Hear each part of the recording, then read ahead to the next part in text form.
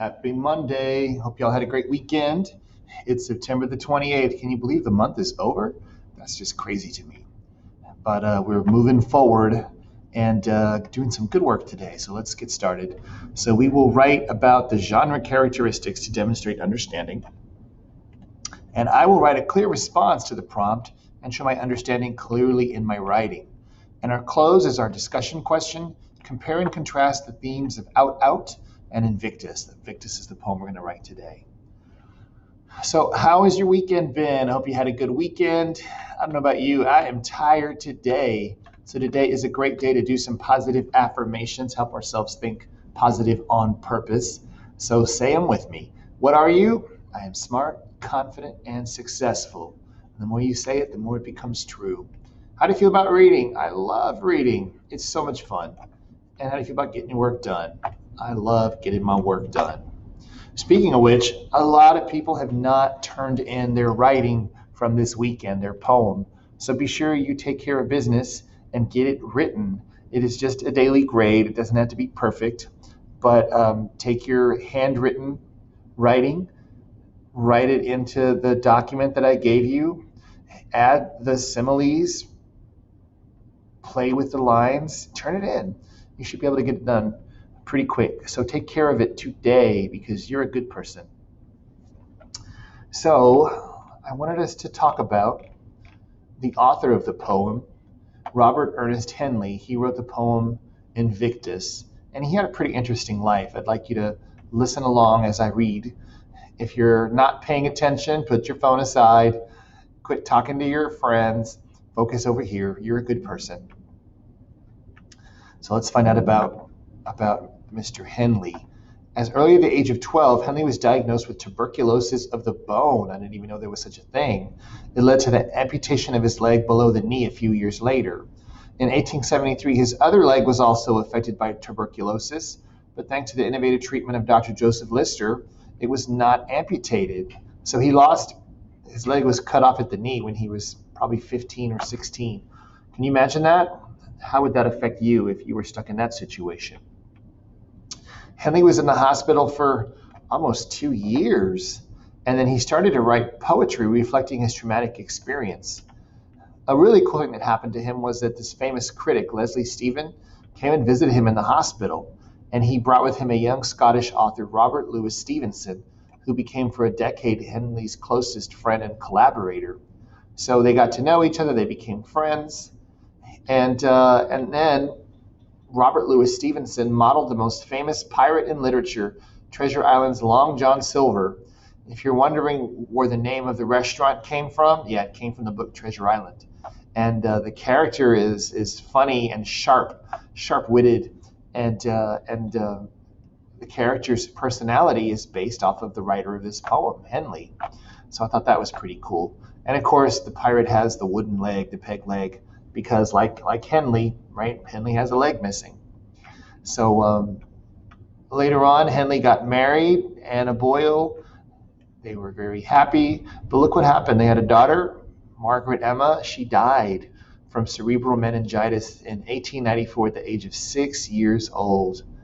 And because, once again, he was a well-known poet, well, she was also put into a book. She became Wendy. She was the inspiration for Wendy in J.M. Barrie's classic novel for children, Peter Pan.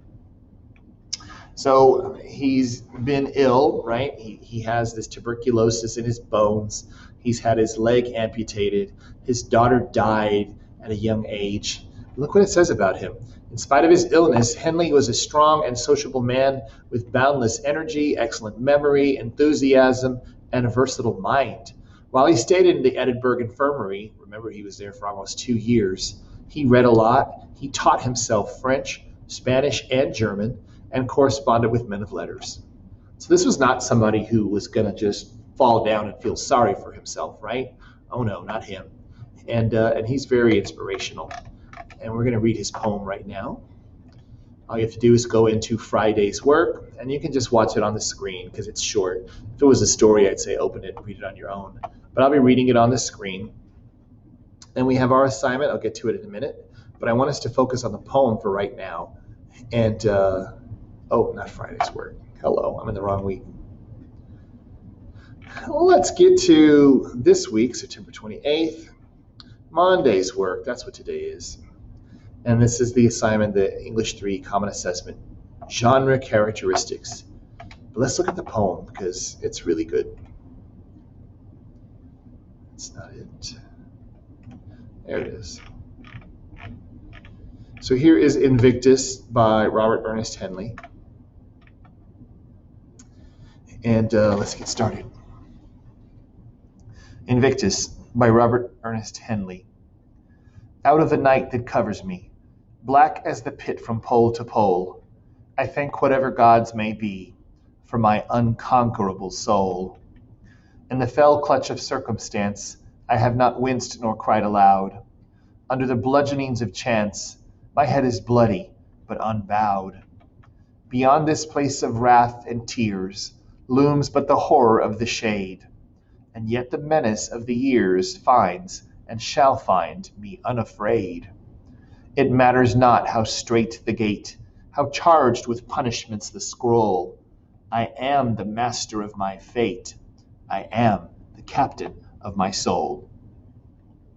And those two lines are so famous, people use them all the time. Now that you know them and you know Henley's history, you're going to see him in movies, you're going to see him in TV shows, you're going to see him on the internet, because this gives a lot of hope to a lot of people who are suffering and struggling. And of course, this is not a riddle poem, right? We don't have to riddle out, especially knowing his history, what's going on with Robert Ernest Henley. We know. So good poem. Hope you enjoyed it. And if you're not sure, well, black as the pit, talking about maybe after death, maybe going to hell from pole to pole. Bludgeonings, if you don't know that word, that means basically you're beating somebody with a stick or a club or something. So he's bludgeoned of chance, and his head is bloody but unbowed. The horror of the shade, right, after you're dead. And how strait the gate, how dangerous, how hard it is to get through, right? The punishments of the scroll. What scroll would he be talking about? Maybe the scroll of fate or life or death. So it's a really fun poem. There's quite a bit of figurative language in here, and I hope you enjoyed it. So the question that we have to answer is also on this page. Well, at least on this document, not the same page. So for today's assessment, you will pick one of the selections we read on the topic of nature and human nature to analyze. Choose from Invictus, we just read that, by Robert Ernest Henley, To Build a Fire by Jack London, or Out Out by Robert Frost. And I've highlighted the key words for you because you want to use the key words in your answer. And a lot of us have been taking shortcuts and not putting them in, and it's affected our answer. If the question's very simple and straightforward, it's okay. You really don't need them, but you're still better off having them there. If a question has two parts to it, you definitely want to be sure that you use the key words so your answer is focused on the right thing. So write a well-developed paragraph about the selection, whichever one you choose, right? And here's the thing. You're looking for the genre characteristics found in the selection. Pick one or two that you can discuss and support with text evidence. And here's the real question. How do these elements add to the meaning of the selection? How do they add to the meaning? What do they mean by that? Well, I think it kind of means like, how does it make it better? How does it make it clearer? Anything that adds to the meaning? And of course, that's another riddle. You have to come up with your own answer using your real skills and tell us. For your answer, remember to answer the question with the key words. You're probably going to use these key words in your answer, right? Explain what's going on in the poem. Don't just tell us about the quote that you've used, but you got to tell us what's happening in the poem. Give quotes and explain the quote, and you'll have a good answer if you do all those parts. Your answer should be 5-6 lines at least, not including the quote that you give. So be sure and take your time. It's just one short answer. For our discussion question, and it's going to help you with this anyway, comparing Invictus to Out Out. And if you remember Out Out, it has quite a bit of genre characteristics too. Oh, and I forgot to show you that. So what are the genre characteristics? Well, they're in this document.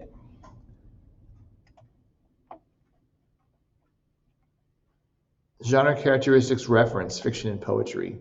So you should be able to open that up and see what they are. But here they are big for us now. The genre characteristics of fiction and poetry, and the ones that work with both. And you probably want to focus on possibly these. If you're doing To Build a Fire, you could focus on one of these. And for poetry, either here or here. So keep in mind the mood and emotion, the sound and the tone, the imagery, the detailed descriptions, the figurative language, the metaphor, the simile, the personification, all that kind of stuff. And the theme is always big. What's the message behind the poem or the short story? So you can use this to kind of give you an idea, right? Pick which characteristic you want to use. Okay, I'm going to pick figurative language. Oops, never mind. I'm going to pick figurative language. That's the one I'm going to use, but you pick whatever you think, right?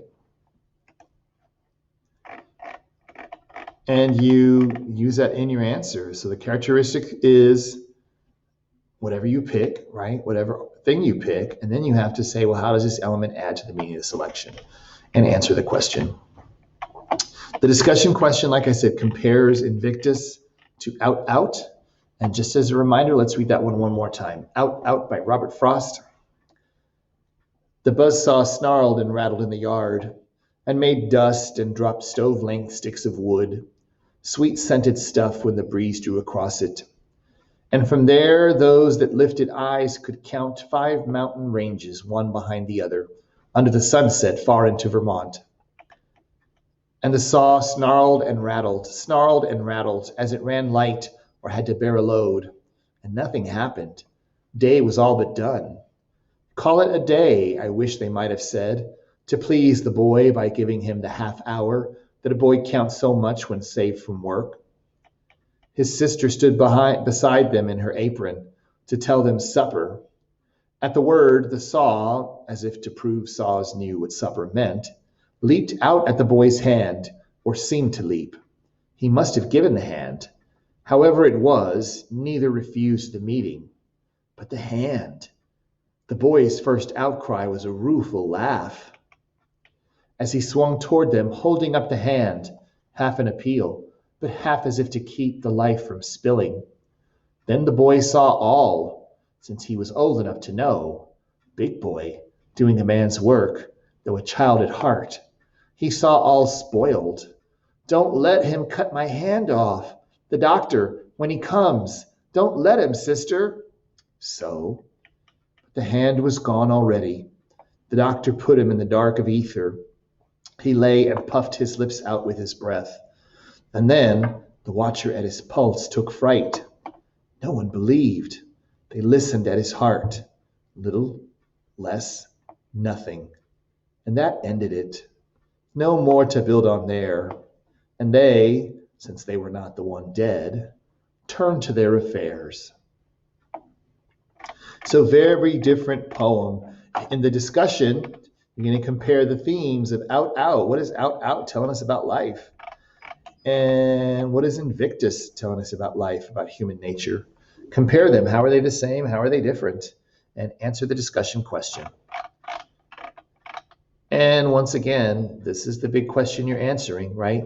But to answer that question, remember, be sure you've already picked your characteristic that you're going to use, and you've picked your writing that you're going to use, either this or this or this. And take care of business. It's just one short answer. Just answer it right here and turn it in when you're done. It's due tonight. If you have any questions, be sure and message me. And other than that, I hope you have a great afternoon, and hope I see you in class tomorrow. Remember, turn your poems in. Get it done. You're a good person. Bye-bye.